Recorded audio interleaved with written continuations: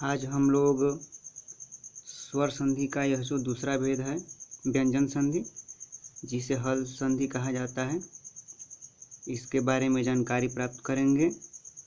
हल संधि के परिभाषा को हम लोग पिछले वीडियो में पढ़ चुके हैं।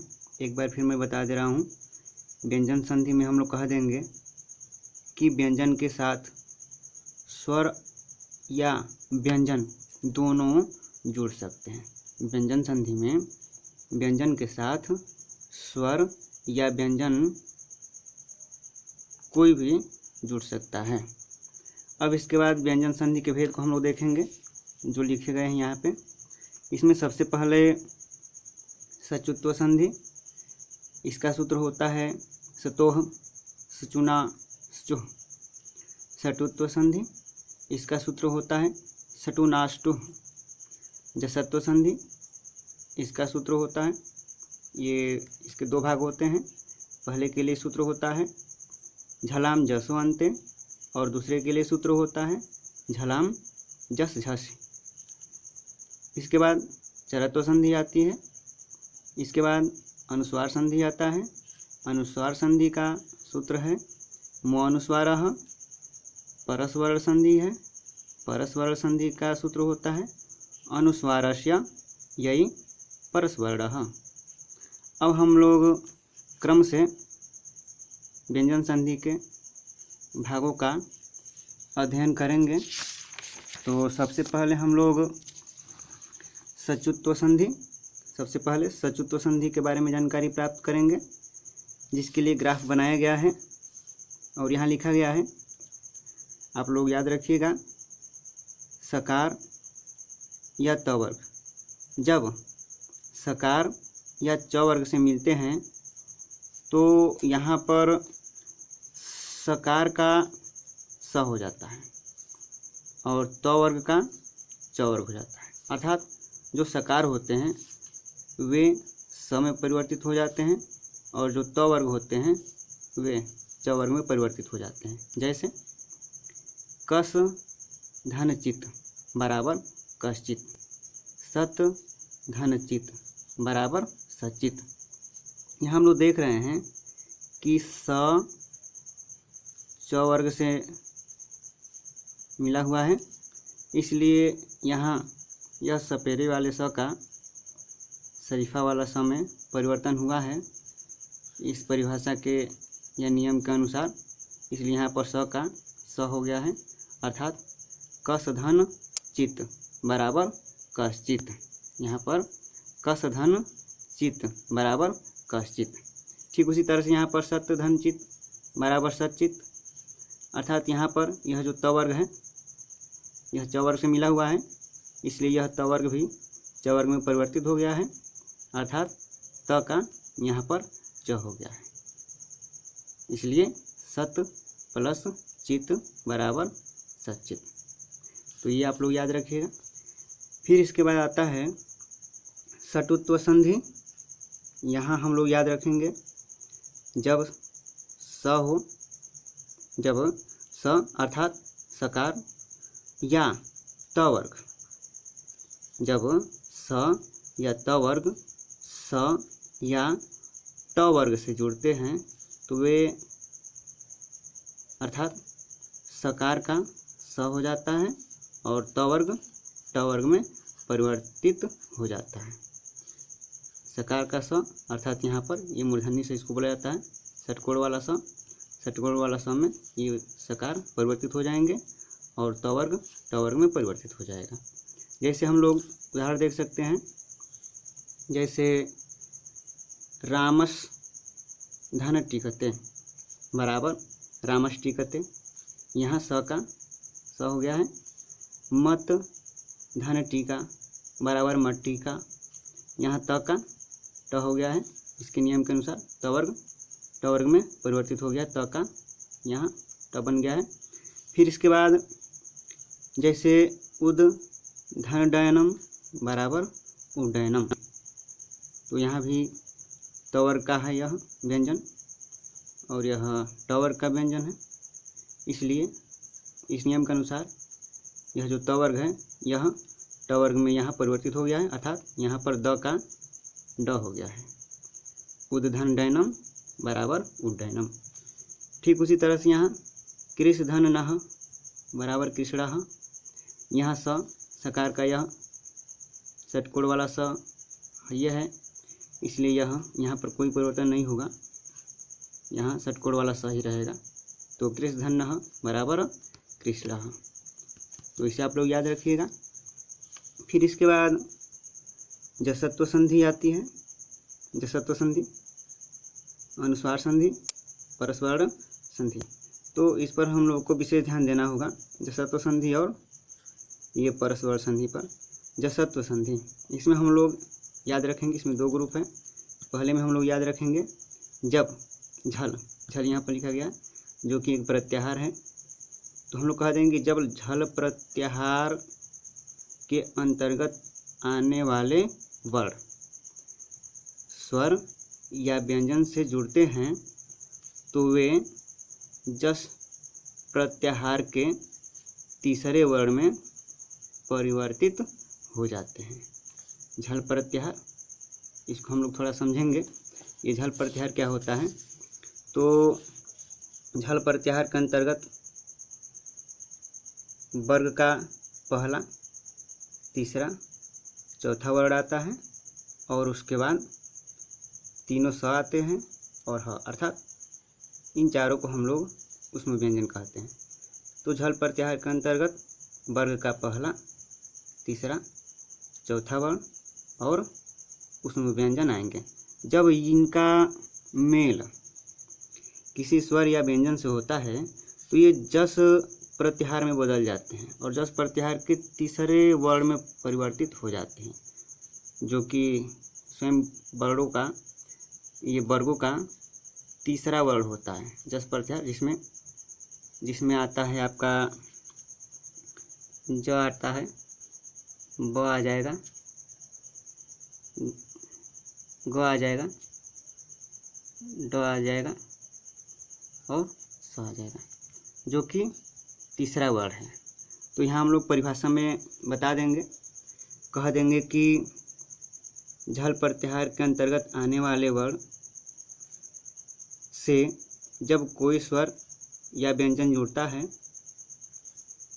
तो वह जस प्रत्याहार अर्थात वर्गों के तीसरे वर्ण में परिवर्तित हो जाता है। जैसे हम लोग देख सकते हैं यहाँ पर, जैसे सत धन गति बराबर सदगति। यहाँ त हम लोग देख रहे हैं, त यह झल प्रत्याहार के अंतर्गत आएगा, त झल प्रत्याहार के अंतर्गत आएगा। क्यों? क्योंकि यह वर्ग का पहला व्यंजन है, पहला वर्ण है, और झल प्रत्याहार में हम लोग यह जानते हैं कि वर्गों का पहला व्यंजन भी आता है। तो यहाँ पहला व्यंजन अर्थात पहला वर्ण है, और यह जो पहला वर्ण है यह किससे मिल रहा है? एक व्यंजन जो कि ग है, ग से मिल रहा है। तो ये हम लोग जानते हैं कि जब झल प्रत्याहार के अंतर्गत आने वाले वर्ण किसी स्वर या व्यंजन से जुड़ते हैं तो वे तीसरे व्यंजन में अर्थात जस प्रत्याहार के अंतर्गत परिवर्तित हो जाते हैं। तो यहाँ पर परिवर्तन हुआ है, त का यहाँ पर द बन गया है। तो इस वर्ग में हम लोग देखेंगे कि यह जो द है यह तीसरे नंबर पर व्यंजन आता है। तो इस नियम के अनुसार यहाँ त का द हो गया, अर्थात सत धन गति बराबर सदगति। तीसरे वर्ण में ये परिवर्तित हो जाएगा, ये आप लोग याद रखिएगा। फिर इसके बाद दूसरे में आता है, जब झल प्रत्याहार के अंतर्गत आने वाले वर्ण झस प्रत्याहार के अंतर्गत आने वाले वर्णों से मिलते हैं, जब इन दोनों का मेल होता है तो जो झल प्रत्याहार के अंतर्गत आने वाला वर्ण है वह वर्ण जस प्रत्याहार में परिवर्तित हो जाता है। यहाँ विशेष ध्यान देना है, जस प्रत्याहार में परिवर्तित हो जाता है और वह अगले वाले शब्द का जो वर्ण होता है जिससे झल प्रत्याहार के वर्णों का मेल होता है उससे पहले के वर्ण में वह परिवर्तित होगा। यह जस प्रत्याहार तो रहेगा, लेकिन तीसरे वर्ण में न परिवर्तित होकर के वह उस अगले वाले शब्द के वर्ण से पहला वाला वर्ण बन जाता है। जैसे हम लोग उदाहरण देखेंगे तो समझेंगे, उदाहरण में समझ लिया जाए। जैसे यहाँ पर हम लोग देखें, जैसे योध धन धा बराबर योद्धा, तो यहाँ पर ध यह झल प्रत्याहार के अंतर्गत आने वाला वर्ण है और धा यह अर्थात ध यह झस प्रत्याहार के अंतर्गत आने वाला वर्ण है। तो यहाँ पर हम लोग जानते हैं, यहाँ हम लोग अभी पढ़े हैं कि यह जो ध है, जब यह ध इस ध से मिलेगा तो यह नियम के अनुसार इससे पहले वाला वर्ण बन जाएगा। तो ध से पहले हम लोग जानते हैं कि द आता है, यहाँ पर ध का क्या हो गया है, द हो गया है।